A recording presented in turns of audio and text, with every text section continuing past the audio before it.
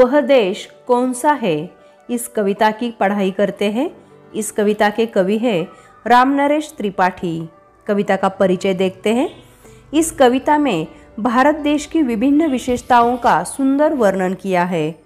अब हम कविता की पढ़ाई करते हैं।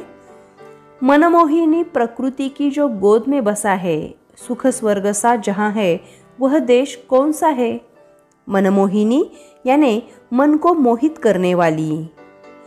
कवि कह रहे हैं वह कौन सा देश है जो सुंदर मनमोहक प्रकृति की गोद में बसा है, जहाँ स्वर्ग जैसा सुख है, वह देश कौन सा है, ऐसा पूछ रहे हैं।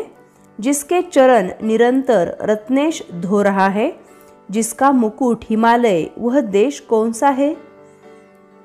निरंतर यानी सदैव, रत्नेश यानी सागर।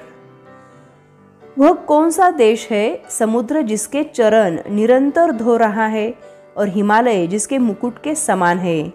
भारत के दक्षिण दिशा में हिंदी महासागर है और उत्तर दिशा में हिमालय है, इसलिए कवि कह रहे हैं समुद्र जिसके चरण निरंतर धो रहा है और हिमालय जिसके मुकुट के समान है। नदियां जहाँ सुधा की धारा बहा रही हैं, सिंचा हुआ सलोना, वह देश कौन सा है। सलोना यानी सुंदर, सुधा यानी अमृत।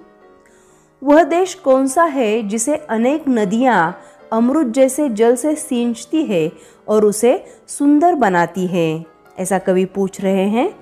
जिसके बड़े रसीले फल, कंद, नाज, मेवे सब अंग में सजे हैं, वह देश कौन सा है। रसीले यानी रसपूर्ण, नाज यानी अनाज।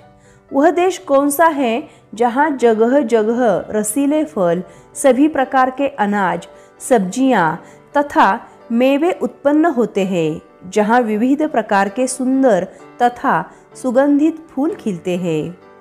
आगे कवि कहते हैं जिसमें सुगंध वाले सुंदर प्रसून प्यारे दिन रात हंस रहे हैं, वह देश कौन सा है। प्रसून यानी फूल। वह कौन सा देश है कि जहाँ विविध प्रकार के सुंदर तथा सुगंधित फूल फूलते हैं, ऐसा कवि यहाँ पर पूछ रहे हैं। आगे देखते हैं। मैदान गिरी वनों में हरियालियाँ लहराती, आनंदमय जहाँ है, वह देश कौन सा है। गिरी यानी पर्वत। वह देश कौन सा है जहाँ मैदानों, पर्वतों, वनों में हरियाली लहराती है तथा जहाँ हर जगह आनंद ही आनंद है। जिसके अनंत धन से धरती भरी पड़ी है, संसार का शिरोमणि, वह देश कौन सा है। अनंत यानी जिसका कभी अंत न हो। संसार यानी विश्व। शिरोमणि यानी श्रेष्ठ। वह कौन सा देश है जिसकी पृथ्वी विभिन्न प्रकार के खनिजों से भरपूर है, जो संसार के सभी देशों में सर्वोत्तम है। सबसे प्रथम जगत में जो सभ्य था रहेगा, जन जन का दुलारा, वह देश कौन सा है। दुलारा यानी प्यारा।